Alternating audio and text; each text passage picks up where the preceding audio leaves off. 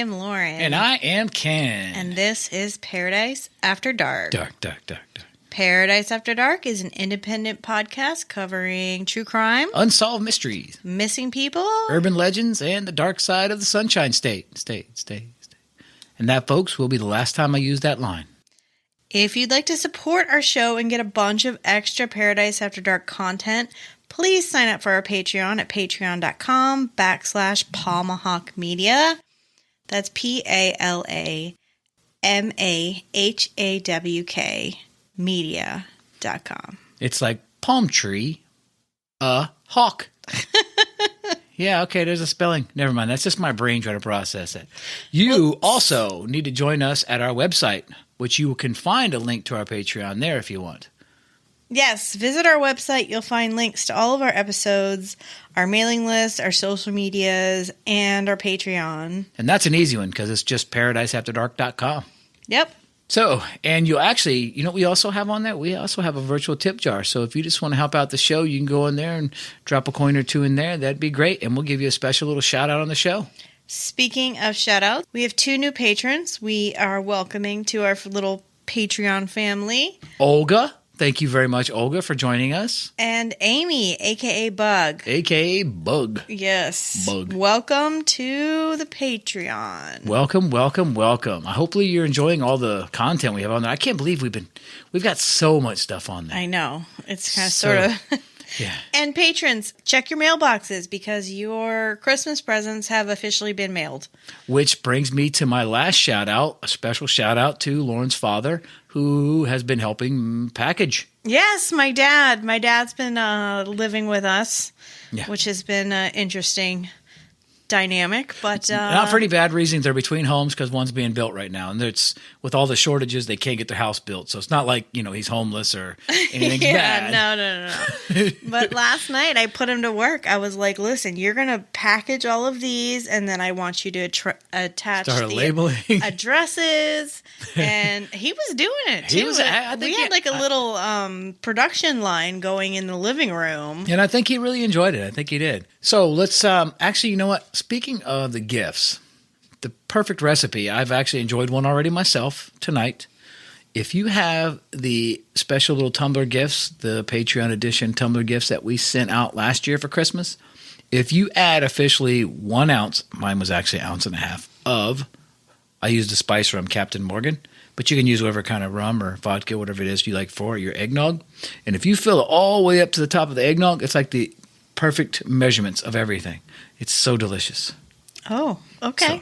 So that cup is like ideal for eggnog because it's like the perfect size. I don't like eggnog. You don't like eggnog? No. Yeah, but it's Christmas time. I know that, but you gotta have it. It's like tradition.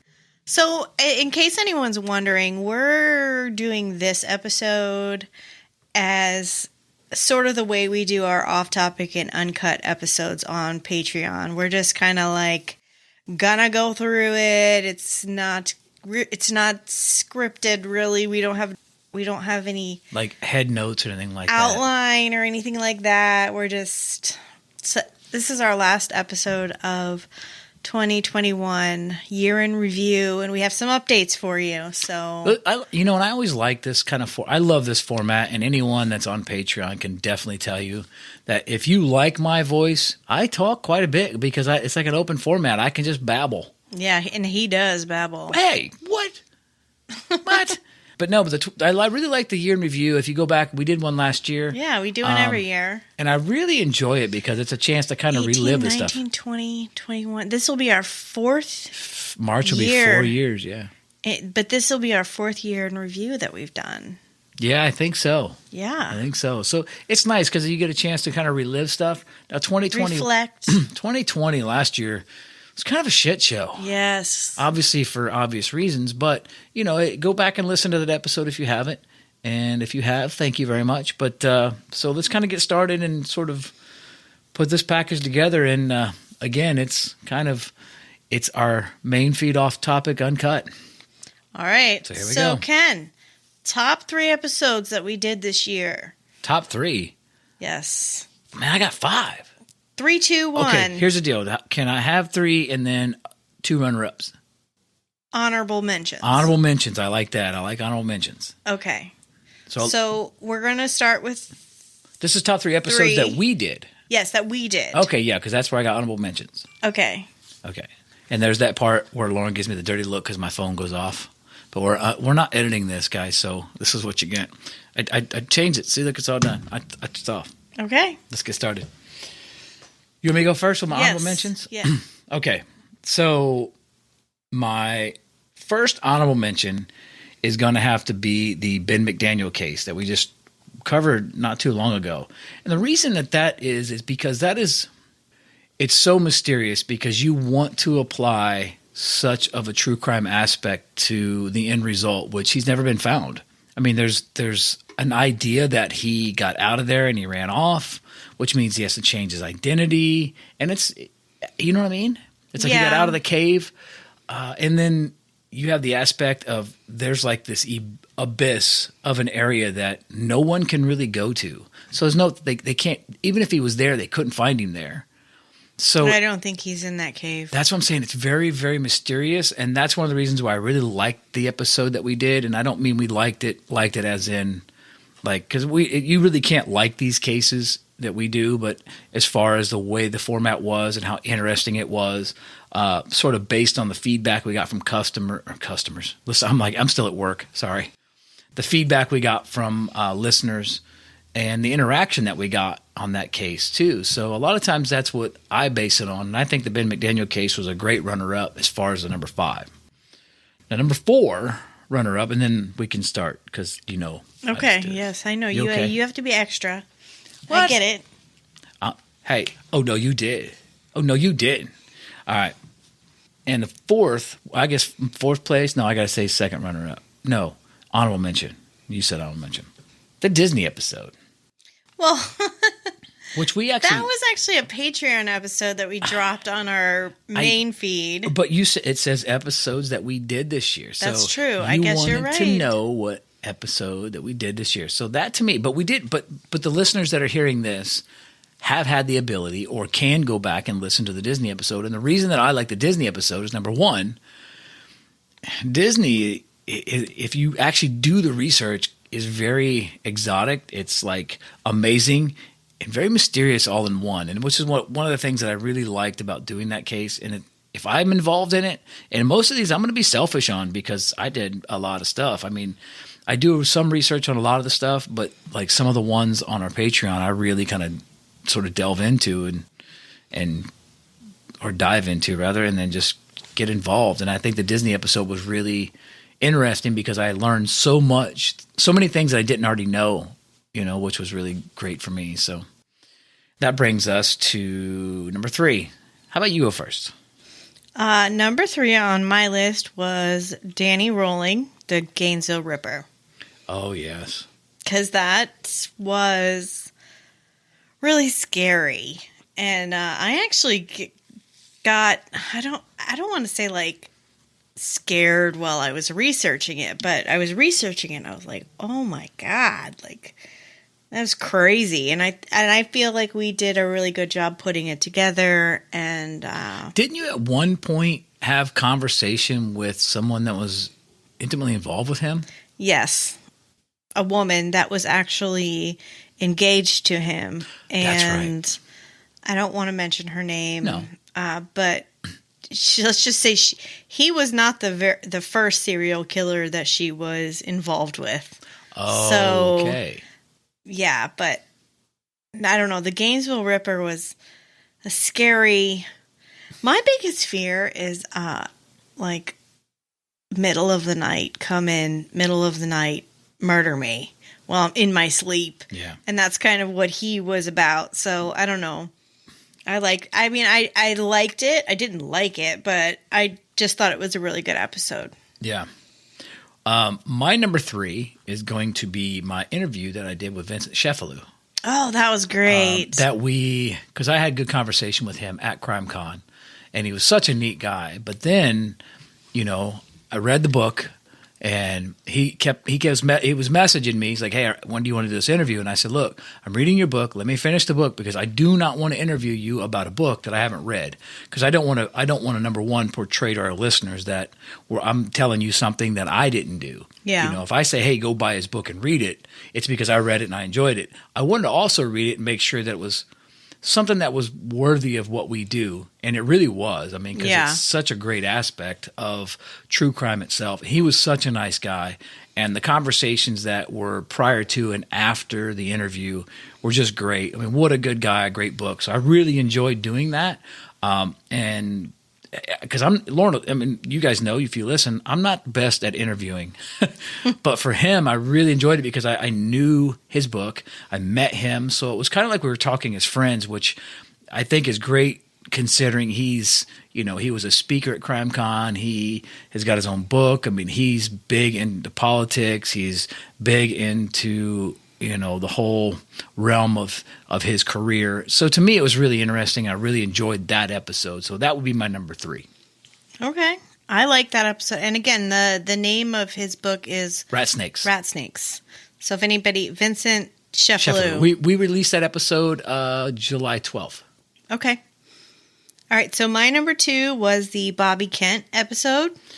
Yes. The bully episode. Just because I liked it. I always, like you just said earlier, I feel weird saying I liked it, but the story was very captivating, and I was proud of the way that we put it together. And that's just my number 2. Yeah, and I have to agree with you. That was a really good one, and the research that was involved, and both of you and I both did a ton of research on it because it was local. I think the very first time I ever heard of that case was on a Forensic Files episode. Yes. Actually, me too. That was the first time I heard of it. And it really kind of triggered. And that's a lot of years ago because I remember, Lauren and I have been together 12 years? Almost 13. Almost 13 years. Wait, no. 12 and a half. 12 and a half years. Yeah, I guess maybe. I don't know. You know what? After 10, you lose track. So we've been together longer than 10 years, but more than 10 years ago, because that's the kind of thing we just put on and watch while we fell asleep. We Forensic Files every night. And so we've probably seen every episode probably 10 times. And I still, to this day, go on to Film Rise and put it on. But I remember... Did you know December 31st, Forensic Files is not going to be on Netflix anymore? That's all. I got Film Rise. I don't like Film Rise because... The buffering? That's because the internet sucks. They just insert a commercial where there shouldn't be a commercial. Kind of like our podcast sometimes. So no, I try to build in ad areas for our yeah. So speaking of which, let's take a break right now. No, we got to go number 1, and then we'll take a break. I was just kidding. No, we're going to go number 1, and then we're going to give you guys an update on a case. I have to give my number 2. Oh, go. Well, what is it? I'm sorry. I was just working off the Bobby Kent episode. I really thought it was great, and I wanted to give a little history on us and Forensic Files. And if you don't have Film Rise, get it. Regardless of what Lauren says, it's free, isn't it? And the thing I like about Film Rise is every single episode of Forensic Files is available. And you know what else is on there? Dr. G, Medical Examiner. I love that show. And so is it. What's that Henry Lee guy's on there too, I think.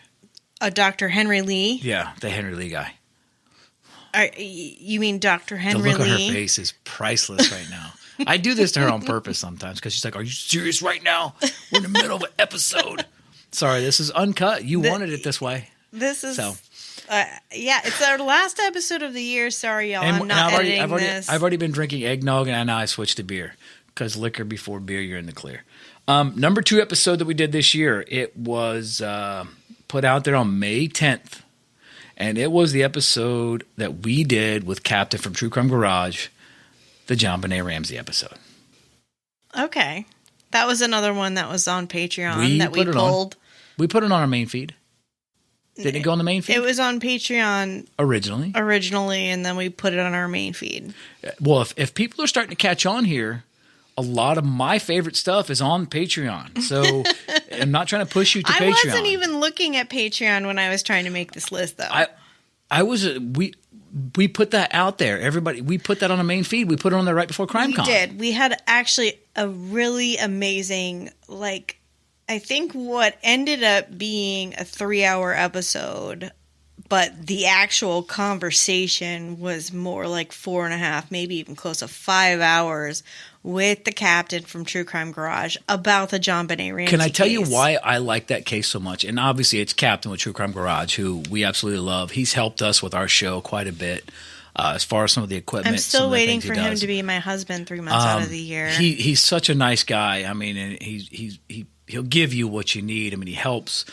Matter of fact, he's helped us with our music. He's done so much for our podcast. But that aside, we love him. But that aside, if you look at the John Benet Ramsey case and you start asking questions, the best thing about talking to Captain, he's so well versed in that case. Yeah. He knows so many things and he's read police reports. He knows so much about that case that if you have a question on it, he can answer it. They've done so much work on True Crime Garage that when we sat down with him, he steered me in directions that I've never been down, avenues I've never even knew existed. So that's one of the reasons why I really like that case, is because the John Benet Ramsey case, which was one of the first things that really ever triggered my mind as far as the true crime world and murder, missing, mystery, that whole concept of it that really became like, hey, this, because it was so widely televised. Yes. And I think I learned so much just from talking to Captain that's why that episode was my number 2. Okay. So that's my number 2. So. All right. Do you want to know what my number 1 was? Well, my number 1 is a twofer. Ooh, twofers. I like twofers. Is that like a big, like 2 teeth? It's a twofer. It's a 2-for-1. Okay. My number 1 for 2021 was Tangled Web of Murder, Part 1 and 2. Because that case was just insane.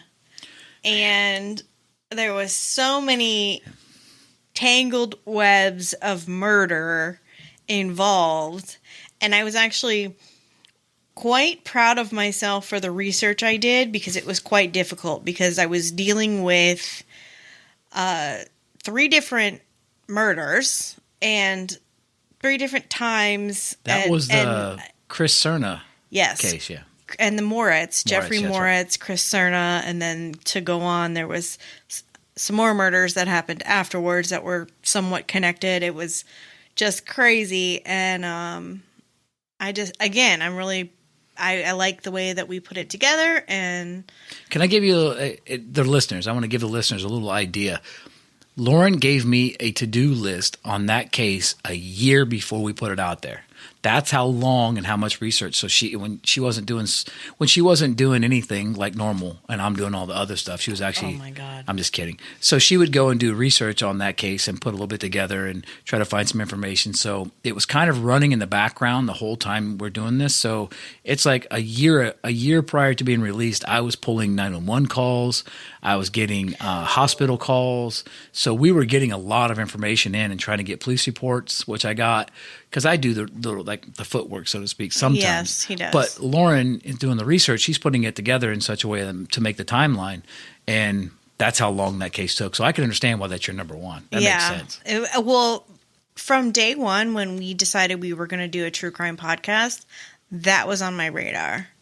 Because that was just crazy nuts. Yeah. So if you haven't listened to Tangled Web of Murder, Part 1 and 2, listen to it. Do I have to do my number 1? Yeah. You're not going to yell at me again, are you? Why would I yell? Because it's a Patreon episode. Oh my God, Ken. Listen, but our Patreon stuff is good. It's good. Especially if it involves me. Hold on. So 3 of mine were Patreon, but were released onto the main feed. 2 of which were already episodes. The Vincent Sheffield case and the Ben McDaniel case were already cases. The John Benet Ramsey and the Disney episode were originally on Patreon, but they did release to our main feed. And I like that stuff. So my number 1 is one we just released it, which was the Analyze This Brandon Lawson case. That's my number 1. Well, we did just release that on our main feed. But it was this year that we did it. Yeah. But that case has always, you did a lot on that was a high. I researched the shit out of that. Basically, I got to give Ken credit for that. Analyze this episode. He did a tremendous amount of research. He actually reached out to people that we know in Texas, trying to get an idea of accents, like like Brandon Lawson's accent, to figure out maybe what he was saying. And in the 911 call, I sent out some emails to people that had actually spoke to Kyle, people that had actually talked to, I think his name was David. David, that was actually I think his name was David. He was at CrimeCon. I think that's who was at CrimeCon. Yeah, he was a friend of Brandon Lawson. I reached out to some of those people. But I did do a lot of research, but it was a case that's always, like I said, ever since it released on The Vanished, I've probably heard that 911 call 1,000 times and probably more, especially for that case. But I just wanted to that's the whole thing of Analyze This. And I think starting next year, for our patrons, we've got some other ones lined up that I want to start getting involved in. We've got another one of those that we did that I was so happy with what I found out on that and the way it portrayed itself out, which we may release at some point. I think it was really great. That was one. If we actually released that on the main feed, that might have been my number one. But they Analyze This. I like that Brandon Lawson case, because the Brandon Lawson 911 calls always intrigued me. Mm-hmm. And the research involved, and again, I'm basing this on the feedback, the interaction that we got as well through Patreon and also through the main feed. So I don't know, I'm kind of basing it on that, but also how much time and effort was put into the case. So there you are. So my number 5 would be runner-up Ben McDaniel. And then 4 would be the Disney episode.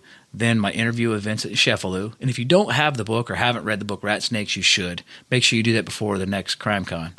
Then the May 10th episode, John Benet Ramsey case with Captain. We interviewed him. And then my number 1 is the Patreon bonus release, Analyze This. Awesome. So give us a read. So my number 3 was Danny Rolling, the Gainesville Ripper.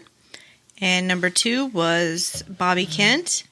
And number 1 was Tangled Web of Murder, Part 1 and 2. Okay. So, moving on, I have an update. We totally need like a typewriter sound right here. An update on a case we covered this year. Obviously, we covered Brian Laundrie and Gabby Potito. And I'm sure that everybody knows this already, but Brian Laundrie's remains were discovered in the Carlton Reserve in Florida on October 20th. Interestingly, the day that his body was found was the first day that his parents, Chris and Roberta Laundrie, joined the search. Once inside the reserve, his parents went straight to the area where Brian's remains were found. That's a little suspect, if you ask me. A little bit. According to the FBI, a review of dental records established Laundrie's identification. Now they're saying first they were saying Laundrie probably committed suicide, according to the Florida police. After his original autopsy was pronounced inconclusive due to advanced decomposition, the specific cause of death could not be identified. But then it was announced that Brian died from a gunshot wound to the head, and his manner of death was ruled a suicide. We also learned that Brian Laundrie's parents discovered a handgun was missing when they voluntarily surrendered their firearms to law enforcement the same day they informed authorities that their son was missing. Yeah. When asked why information about the missing gun was not publicly shared, the Laundrie family attorney, douchebag Steve Bertolino, told CNN he and law enforcement agreed it was best for that information not to be public. Investigators are still attempting to figure out what happened to Gabby Potito during their cross-country van trip. You know, that part, I wonder if police already knew that the family had a gun missing. Yeah, they knew. But they knew that while they were doing the search for Brian Laundrie? Yes. Okay, see, that's I never saw it. Did you? I never seen that. Jesus. I had never heard that until just now, that they knew that. Yeah, the day that they reported Brian Laundrie missing, they also reported that a handgun was missing. But they didn't release that to the public. No. Okay, that's what I'm saying. I didn't know any of that. They didn't release it to the public when he was missing. Don't That's you think what I that, just said. I know, but I'm saying, don't you think that maybe the police would have some idea that, hey, he got a gun from his family, he's going to go commit suicide? I can't speak for what the police were thinking at that time. I don't think they were thinking at that time. I don't know. Maybe that's why they never left the Carlton Reserve. Honestly, you're right. And when I found out that he was found and that they had said he committed suicide, gunshot wound to the head, that made so much more sense why they never left the Carlton Reserve, because they knew, I think that they knew that what he was going to do, and they were basically on a recovery mission to recover remains. And where they did find him was apparently under 4 feet of water back when they were hardcore searching the reserve. And it wasn't until October, when the water had receded after the rainy season had ended here in Florida, that they found the remains. Do you think, because when I actually had a discussion with somebody about this, do you think it's possible that, remember they went on that family camping trip? And remember the one when Dog the Bounty Hunter came in, they went on the family camping trip, and they said the other couple took a picture of Brian Laundrie there? Yeah. Remember, and the family left, but not everybody left, and the car was still there. Do you think maybe the father did it? I don't know. Maybe Has it ever crossed your mind that maybe the father had shot his son for doing that? It has, actually, yeah. But I think that would be maybe a Patreon episode, and analyze this episode. I'll write that down. Yeah, write that down. I feel like if we get into that right now, this is going to turn into like a 5-hour thing, and we still got a lot to get through here. But and we don't want to talk about that asshole anymore. Let's build in an ad break here. Is this what we're going to start doing now? Yes. Okay, ad break. Be right back. Be right back. Oh, and we're back. And we're back. All right, moving along. Favorite new or newly discovered podcast this year? This year. Age Before Beauty. Ken? Oh, go ahead then. Oh, I didn't know we were going with older age. I thought we were going younger age. No. Okay. And since I'm older and wiser, I'm going to go ahead and go.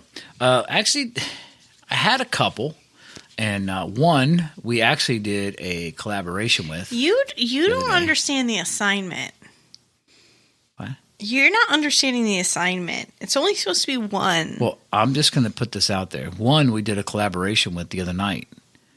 Like it was 2 hours or something. Okay, yes. Oh, that's a good one. Okay. Go ahead. Can I finish now? Yeah, I'm sorry. Am I finished? I'm sorry. Do you want me to go stand in the corner? I mean, am I grounded? No, just... Dunce cap? I wear a dunce cap anyway every time we walk into the studio. Well, that is Cults, Crime, and Cabernet. Yes, they're great. They are great, and they're fun. We met them at CrimeCon, and it was frustrating for me because I'm like, I'm going to be the first one on Podcast Row. And I get down there, and they're there. I'm like, what the hell? So I sit there, I wait. I'm okay. The next time I come down, I'm like, you're still here. Are you guys even? So I asked them the other night, we were doing a collaboration with them, and you can actually, I think we're going to, I don't know when, but we did an episode with them, but you can see it there on their platform. It's called Cults, Crime, and Cabernet. Yeah, we did a episode on Gary and Stephanie Gillette. Yeah. Out of Texas. So I like that one. That'd be my runner-up. Okay. Now my number one, and that's because I really got involved in it, was going to be Hell and Gone. And actually, I saw this podcast called Hell and Gone, which was going to be at CrimeCon. And I'm like, all right, because when we go to CrimeCon, if I don't know the person's podcast, I want to listen to a little bit of the podcast. Like the prosecutors, I love their podcast. Mm-hmm. I think they do a great job. But Hell and Gone, I really liked. The first season was good. It's about Rebecca Gold. She was a 22-year-old college student that was murdered in 2004. But the second season was the Matrice Richardson case. Now, I don't know if you know that. That's the one where the girl was at the restaurant in Malibu. I want to say Beverly Hills, but it's in Malibu. And so she's acting very crazy at this diner, this restaurant. It's a high-end diner restaurant. And then they call the police or whatever. The police show up because she's acting weird. They end up arresting her, and they release her like 6 a.m. in the morning, and she just takes off. She has nowhere to go, nobody there, and she disappears. Yes, well, I know that case. And she was lost. I did not know that Helen Gone did. But it's a long form. It's a long form season, and I love that.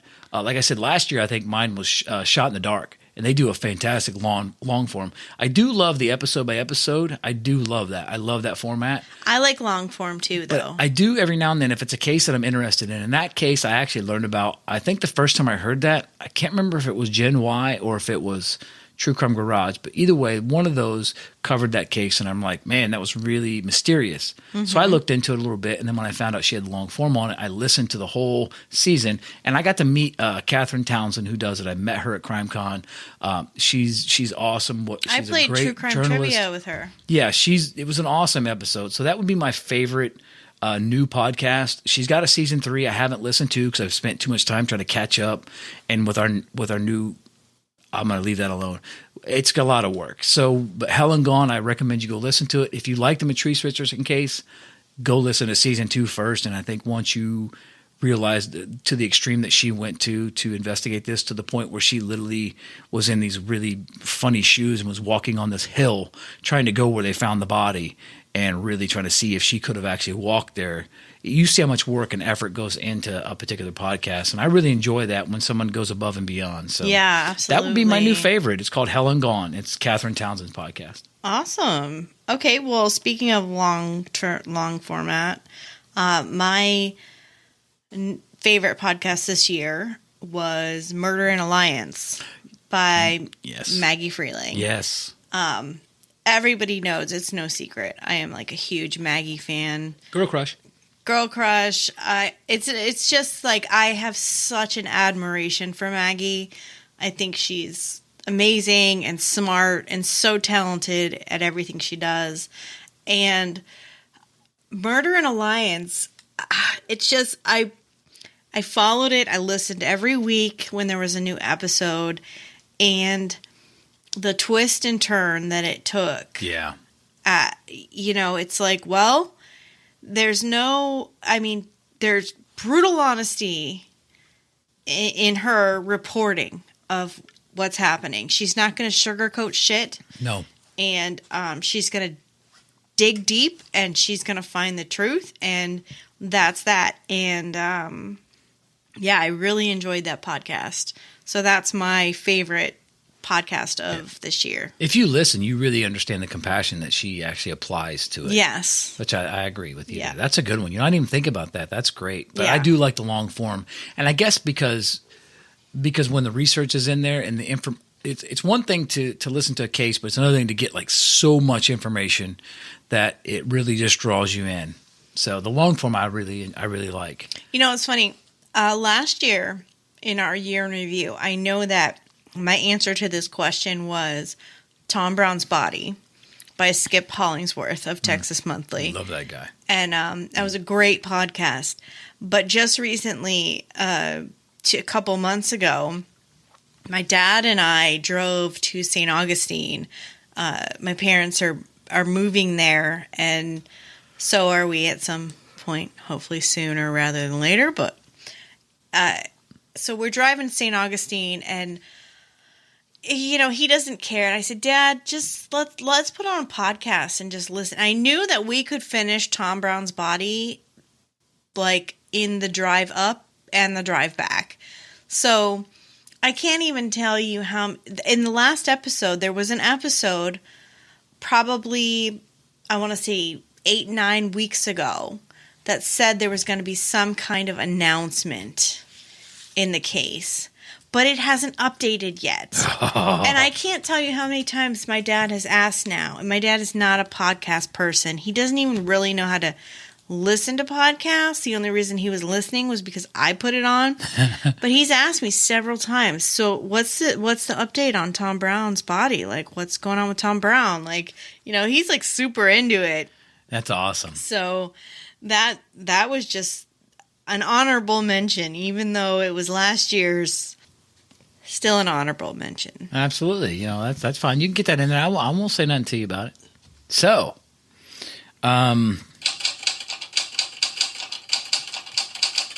update. Oh my gosh. The update about the Tot Family Murders. And I believe this was originally aired on March 29th. Yeah, episode 91, March 29th was when it came out. This is the one from Celebration, Florida, if I'm not mistaken. Yes. So Anthony Tot is going to trial. The trial will begin on January 24th of 2022 in Osceola County, 9th Judicial Circuit Court District in Kissimmee, Florida. Now, if you listen to that episode, you'll remember that Anthony Tot killed his entire family in Celebration, Florida. Now, a judge ruled that a federal fraud investigation that's going on against Anthony Tot that's going on up in Connecticut can't be mentioned during the murder trial. And Tot's defense team has also expressed concern that coverage of the case could make finding jurors difficult. Prosecutors have said they intend to seek the death penalty in this case. I'm going to leave that death penalty thing alone. Yeah. But in this situation, his family was still in the house. Well, yeah, he killed them and he lived with them. What was it? I don't remember exactly. It was a long time ago. It was a decent amount of time. Yeah, because he said they were sleeping. Yes. Remember when detectives showed Yes. up? Like, yeah, she's asleep. Whoa. This is like some... That was a... It kind of reminded me of the Norman Bates. Yes, sort of crazy, that weird... whole Norman Bates scenario. Case. So we have another update on the Gretchen Anthony, which was episode 78, and that originally aired on August 17th of 2020. Yes, in December of 2020, after 8 months in custody, David Anthony cracked. After brokering a deal with prosecutors, he pled guilty to the slaying of his wife, Gretchen Anthony, in exchange for a 38-year prison sentence on the condition that he led investigators to Gretchen's body. Now, if you'll remember that episode,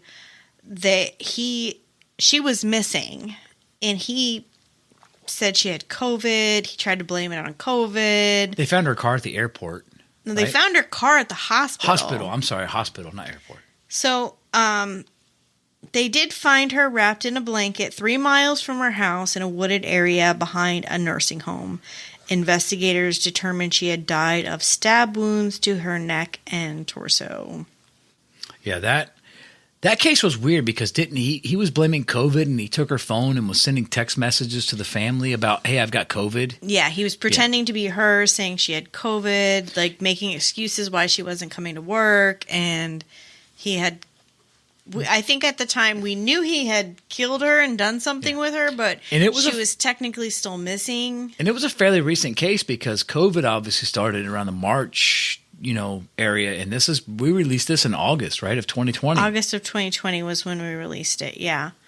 So you kind of skipped over True Crime Highlight of the Year.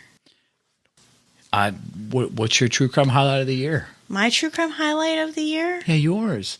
I'm going to go with yours because when it comes to true crime, I trust only one person, and that's Lauren. God, well, that just kind of puts more pressure on me. What is it? Well, I put CrimeCon Austin as far as us, like True Crime Highlight. Do you know why I trust you? Why? Because I got the same thing. I figured that was going to be it. We got invited and attended, and we're on Podcast Row in Austin, Texas for CrimeCon 2021. It was a great time. It was our first time actually being part of CrimeCon, not just a guest.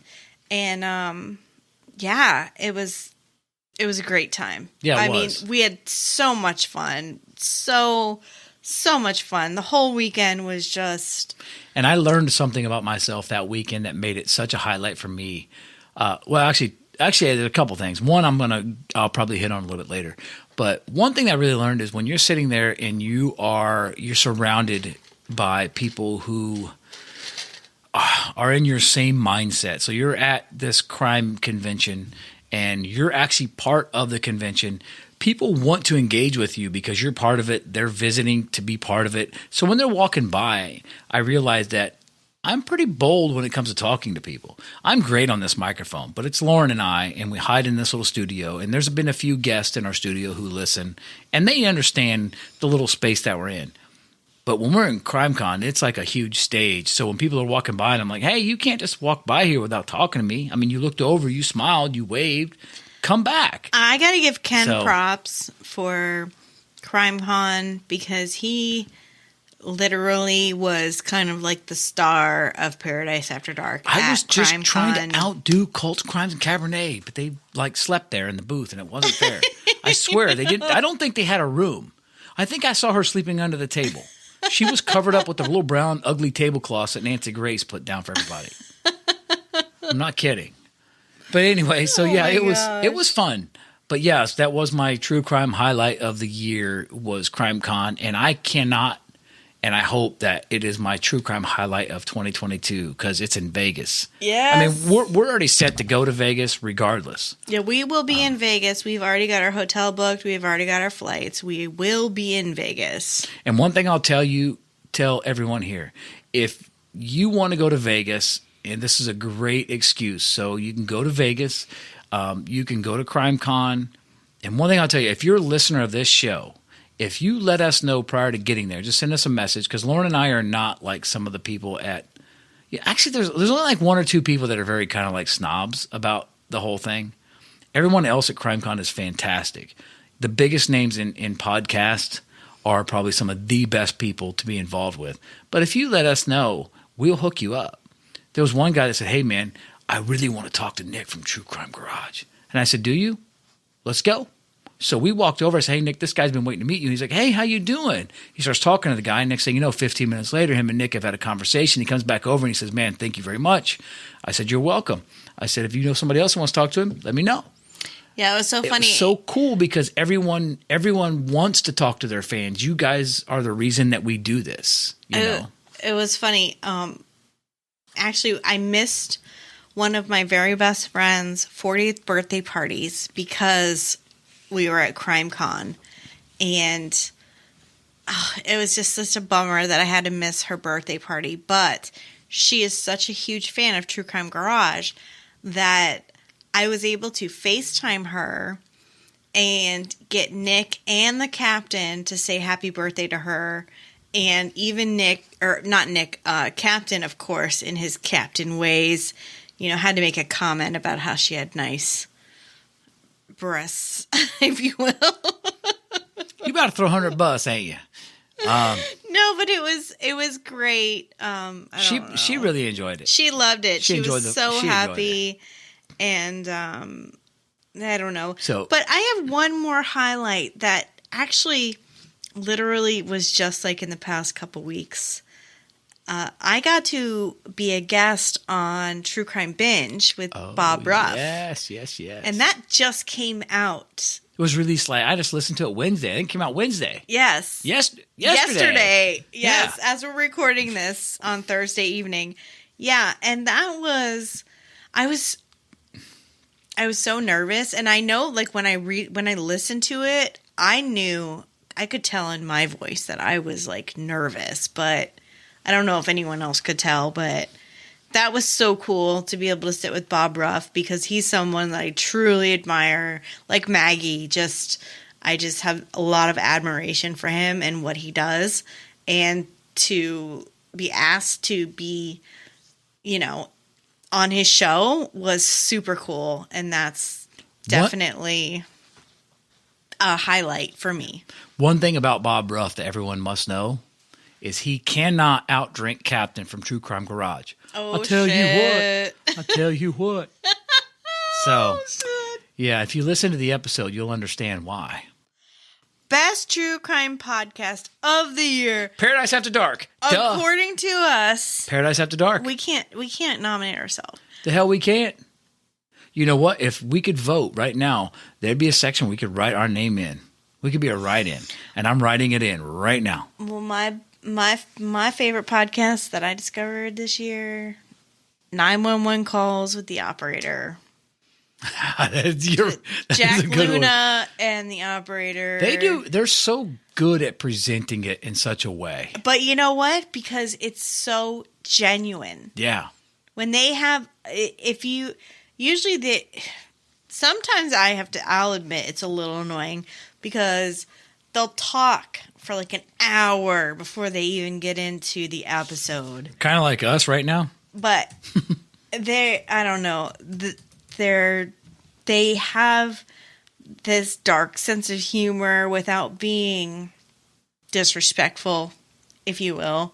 And they play these 911 calls, and sometimes they're hilarious. Sometimes they're actually really disturbing, but they just do it in such a way. I just love the show. I love Jack Luna. Leroy Luna, who is Jack's brother, has a show called Excuse Me, That's Illegal, which is also awesome. And just a big fan of 1159 Media. That's their company, 1159 Media. I like that one, but I had two of our patrons. Sorry, I do that all the time. I know you do. Sorry. Two of our patrons actually recommended, I listened to one that I really like. It's called Disgraceland. And it's Jake Brennan. And he does like musicians, and I don't want to say it's like true crime, but it's almost like I guess in some aspect it is. There's parts of it, but the way it's done, it's about musicians and the certain things that they've gone through and the battles they've had. And you kind of have to listen to understand what he's really trying to put out there, but it's called Disgraceland. And I guess that was one of my favorites because they told me about it and I listened and I really enjoyed listening to it because it's a little different. It kind of hits off of the serial killer type genre, but it's really good stuff. It's called Disgraceland. It's by Jake Brennan. So that would probably be one of my favorite podcasts of the year because every time I need something to listen to, I just kind of put that on and listen. So, all right, we got one more update. We have one more update? We have a few updates. We have a couple more, but we got one more before we have to take an ad break. The Teresa Seavers murder. Now, this was episode 63 through 66, originally aired February 10th through February 18th of 2020. It's a three-parter, right? It was. It was a three-parter. And I think that in 2020, that was one of my tops. Might as well. Well, Mark Seavers, the victim's husband and mastermind behind the plot to murder his wife, has taken his appeal to the Florida Supreme Court, and his defense team are fighting for a new trial after he was sentenced to death in 2020 for orchestrating the murder of his wife, Dr. Teresa Seavers. Now, Mark Seavers' attorney, Karen Kinney, called Curtis Wayne Wright a bad witness. She also said this case should never have been a death penalty case. Kinney told justices there was plenty of evidence to tie Wright and Rogers to the doctor's death, but nothing to tie Mark Seavers to the crime. Without Curtis Wright's testimony, the state had no evidence that Mark Seavers was involved in this murder, Kinney said. Kinney argued Wright was biased against Seavers because of a plea deal granted to him, among other things. It could take months for the justices to release an opinion on whether Seavers should get a new trial. No. I'm going to go ahead and just say no, I don't want a new trial. So there's Ken's opinion. Yeah, well, we know that Mark Seavers is a douche that totally orchestrated his wife's murder, but if he wants to live in La La Land and waste his money and time on appeals, that's his constitutional right. That's right. I'll go with that. I like that. I like that answer. So, Lauren. And before we continue on, we got to build in one of those quick ad breaks. Let's all go to the lobby. Let's all go to the lobby. BRB. All right, and we are back. Welcome. Welcome. Welcome, welcome. Welcome back. Welcome back. And our next topic, the biggest bummer of 2021. Go ahead. You go first. You want me to go first? Mm-hmm. One of them we actually updated and discussed a little bit earlier is the fact that Brian Laundrie will never be held accountable for his actions. Yes, that sucks. I find that, and the one thing that I saw that happened in this case is it became such a media sensation that when the media gets a hold of something, they sensationalize so much stuff in every aspect. And it doesn't matter which way you think or which direction you look. It's like everything is so twisted, and they put stuff out there that they get, and they come back and say, oh, we were wrong on that. This is what we found out later. And that's one of the things that I love about podcasts is most podcasters try to make sure that their facts are facts. Yeah. And that's why I like podcasts for information on something. But when it came to this case, it was so nationally televised. And then once he was found dead, it was like everything once he was found, it stopped. Yeah. And everything quit. And then I realized to myself at that point when I'm like, I was getting updates every single day on Smart News app. It's like this case, Brian Laundrie. And then they found him. And then after that was it. It stopped. And then I realized that after that, once he was found, it seemed like Gabby Potito never really existed. She didn't matter anymore. And to me, I found that to be very disturbing, to the point where it's like that to me was a huge bummer because now this young girl will never get justice for his actions, which we all know that is what ultimately caused his demise, however it was, whether we feel his father shot him or he shot himself or whatever it was, he's never going to be held accountable. So to me, the fact that he'll never face trial or whatever, a jury, that's a big bummer for this year. Yes, I agree. So what might be your biggest bummer? Well, compared to yours, I guess. My biggest bummer was they let Bill Cosby out of prison. Yeah, what the hell was that? I don't understand it. I really don't understand it. And it's quite upsetting to me. Well, I've looked into it and I don't understand it. So if Lauren says she don't understand it, I feel better. So I'm not sure why they did that. I don't either.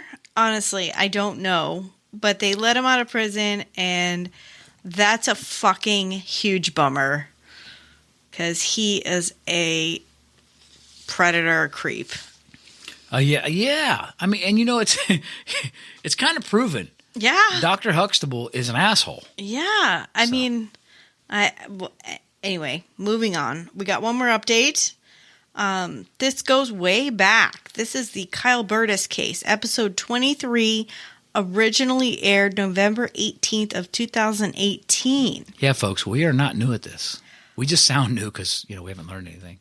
Gun found. Whoa, what? In early November of this year, I got a message from Lynn Krieger, Kyle Burtis' mother, who I have kept in contact with over all these years. She operates the Facebook page too, I believe. Yeah, Friends of Kyle Burtis, yep. Yes. And she told me she got a call from the Lee County Sheriff's Office asking if she had reported a gun stolen in 2013. Now, this is the same year that Kyle was murdered. And she said yes, and that she thought that her son Kyle is the one who had taken it. Okay. Well, the sergeant at the evidence facility proceeded to ask Lynn if she wanted it back because it had been there in evidence since 2015. Are you serious? Yes, I'm dead serious. If you remember, there was no gun found at Kyle's murder scene. Yeah, exactly. So this is probably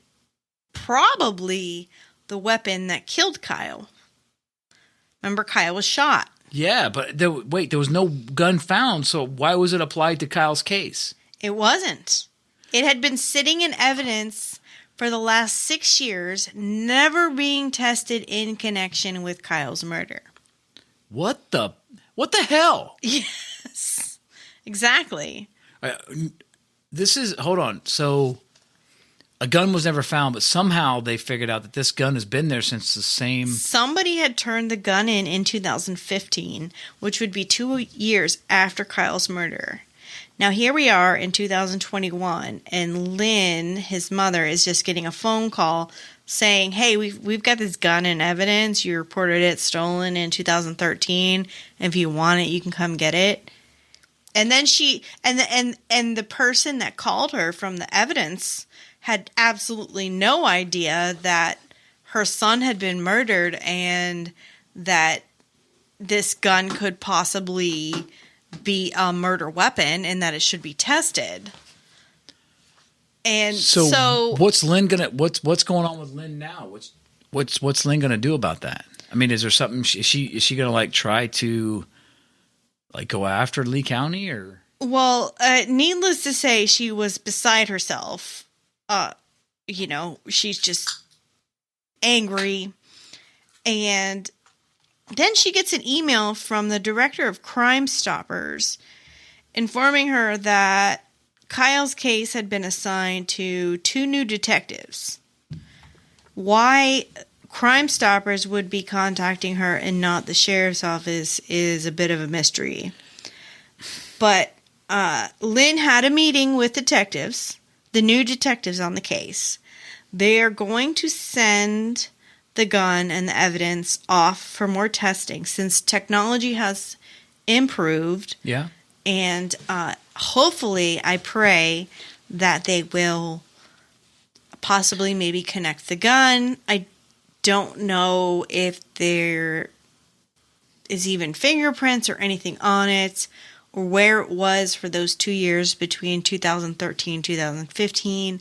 But it looks like this case may be gaining a little bit of traction after stalling out for all of these years, which makes me very happy because I've been rooting for Lynn and justice for Kyle for all these years. And yeah, if you go back and listen to the episode, we actually spoke to Lynn. Yes, she was a guest on the show, and yeah, I would really love to see a resolution in that case. Absolutely. If nothing else, if no resolution, at least progression. Yes, something to show, hey, we're going to open this up. We're taking another look at this because if you're a victim of this, where, like I said, the victim is not necessarily the person that the crime happened to. It's all the family and immediate people around them that get affected as well. And I think that for Lynn, that would be amazing to at least get the ball rolling again, because obviously that shows that, hey, something could happen and someday there's still some hope. And I think in the end, I think a lot of families just need a little piece of hope. Yeah. And so hopefully in this case, that's the way it's going. And that sounds amazing. I had no idea that had actually transpired. Yeah. That's amazing. Yeah. I am really praying for something. Absolutely. In this case. That is a great update. Thank you. All right. So last couple things. What is the best thing that happened to you personally in 2021, Ken? Personally?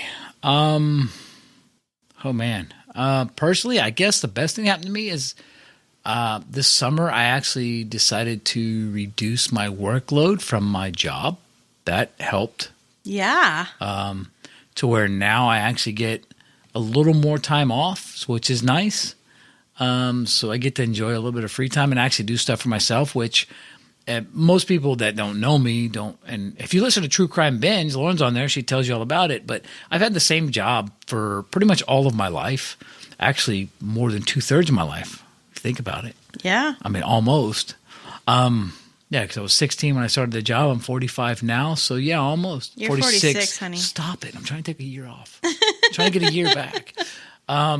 So for me, like, I've been working 6 days a week for almost 27 years. And this year I decided that's it.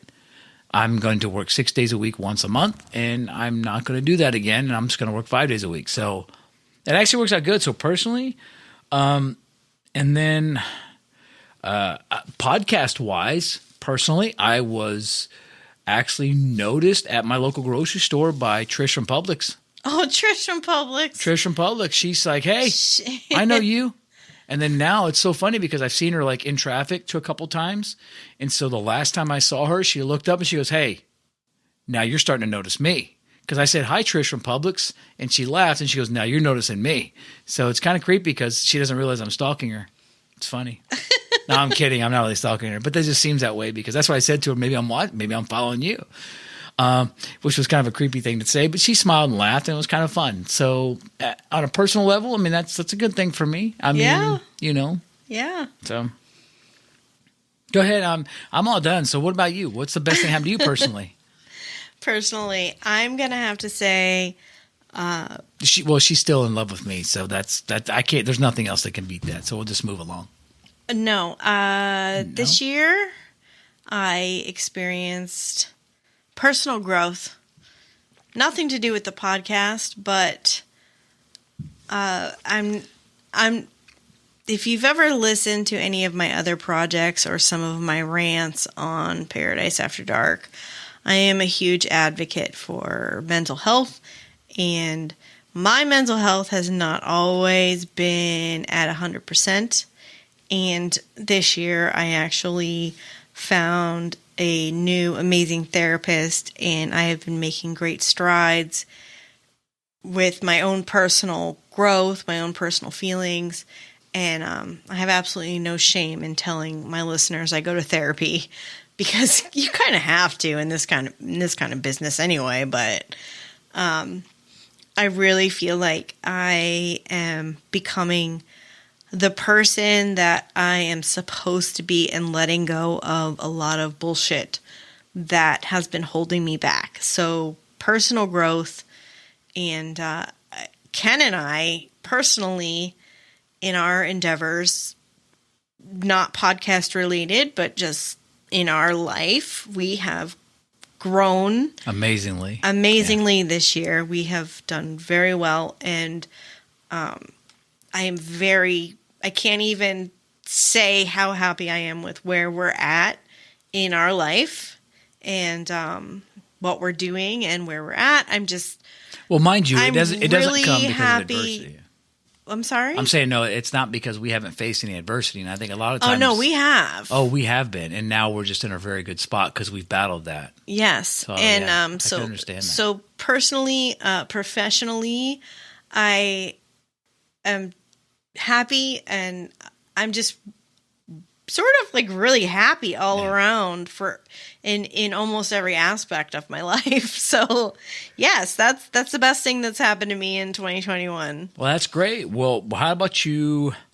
So that's 2021, but moving forward, what are you mostly looking forward to in 2022? So as we travel into the new year, because Christmas is coming in the new year, and then obviously, what do you feel like is going to be the best thing that you're looking forward to?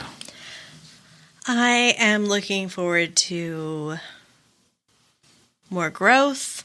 I am really looking forward to where we're going with this podcast, which we will talk about in a second. I am super looking forward to going to Vegas in April. We've already, like I said, we have our tickets, we have our hotel, we're going. I'm so excited about that. And a lot of things are happening. We have a daughter graduating high school in 2022, starting college. I have a lot of things to be looking forward to and excited about.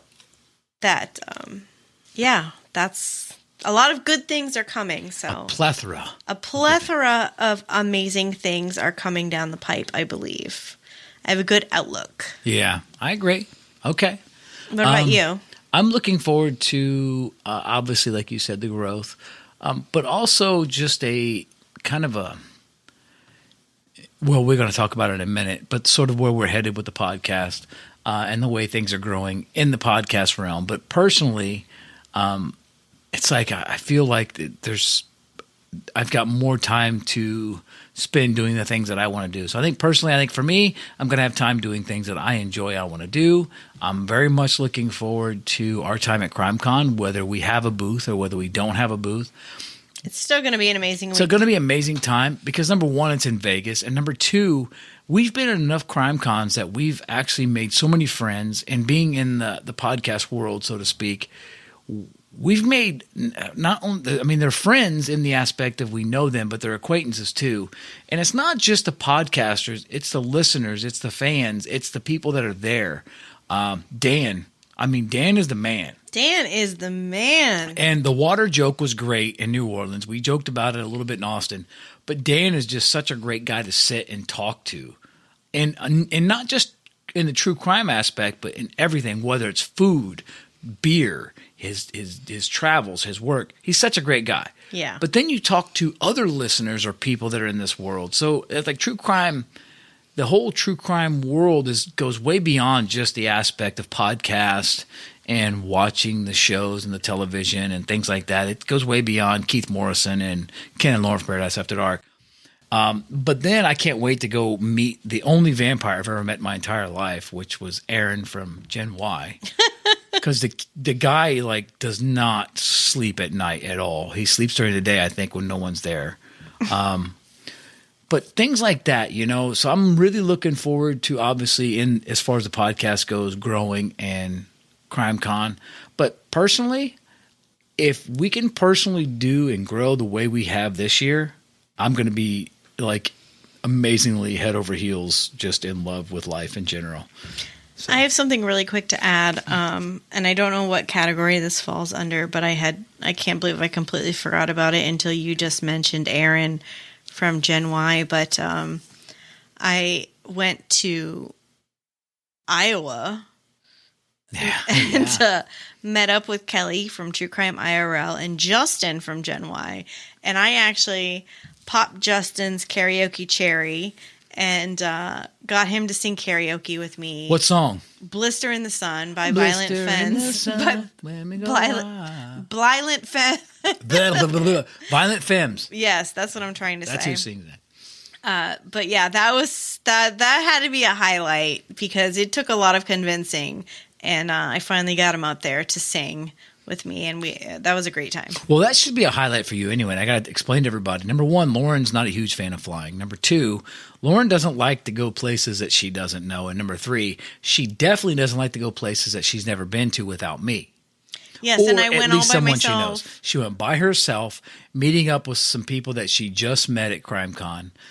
With the exception of Justin, because we've had some interaction with Justin in previous Crime Cons and obviously different aspects. So that had to be a huge highlight. You know, and it's funny because we just talked about the highlight of that year of 2020, and you never said that, and now you're saying it now, and it blows my mind because it's like that was huge for you. Yeah, it was. It was kind of a big deal. So that's amazing. Yeah, that was really good.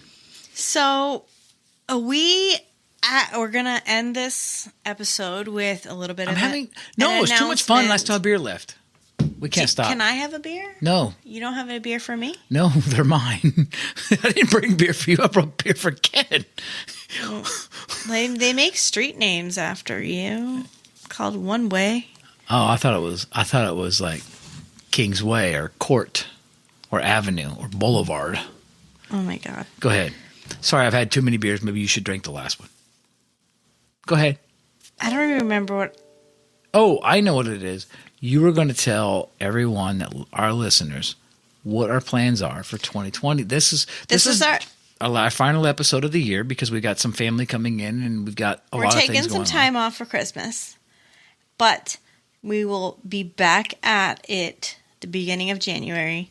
We are going weekly instead of bi-weekly. A lot of work. And we are expanding outside of the state of Florida. We will be covering cases from all over, not just Florida.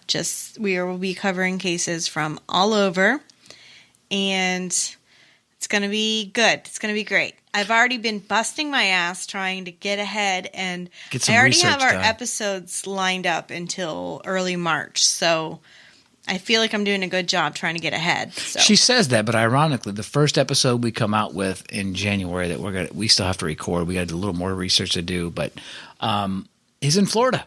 So well, we're definitely there's gonna be a lot of Florida episodes. I'll tell you that, but it's not going to be exclusively Florida anymore. Exactly, and I'm happy because one of the things that we've noticed because again we've been doing this a long time, and when we were at CrimeCon, a lot of people were asking, "Well, have you covered this case? Are you going to cover this case?" And then we get emails all the time. "Hey, can you guys cover this case?" My own mother sent me a case. It's like, "Hey, have you looked into this case?" I'm like, "Mom, it's Texas. We do Florida." So this gives us an opportunity to maybe find some lesser known cases or some widely known cases in different states and present them in the Paradise After Dark fashion, which is why I said in the very beginning, That's and gonna be the the dark last side of the time Sunshine State. You say the It's gonna be dark side of the last time I Sunshine say that. State. And the reason is because now it's not going to be the dark side of the Sunshine State. It's just going to be the dark side of every state. The dark side of paradise. What happens after dark? Exactly. All right.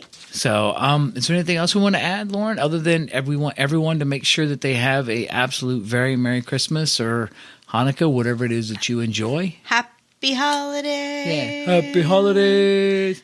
So, please be safe. Everybody, we love you so much. Thank you so much for listening and supporting us through the years.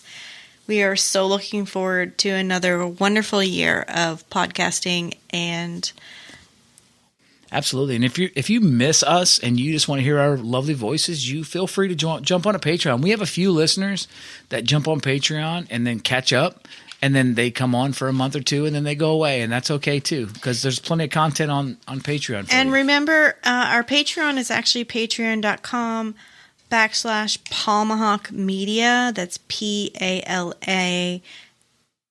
Don't misspell it, because I know she will jump you again. PALMAHAWK Media. Palmahawk Media. Palmahawk Media. That is the name of our LLC, our production company that we have. So, Palmahawk Media. Check us out on Patreon. Subscribe for a month. If you hate it, you can cancel. If you love it, which you probably will, you can keep going.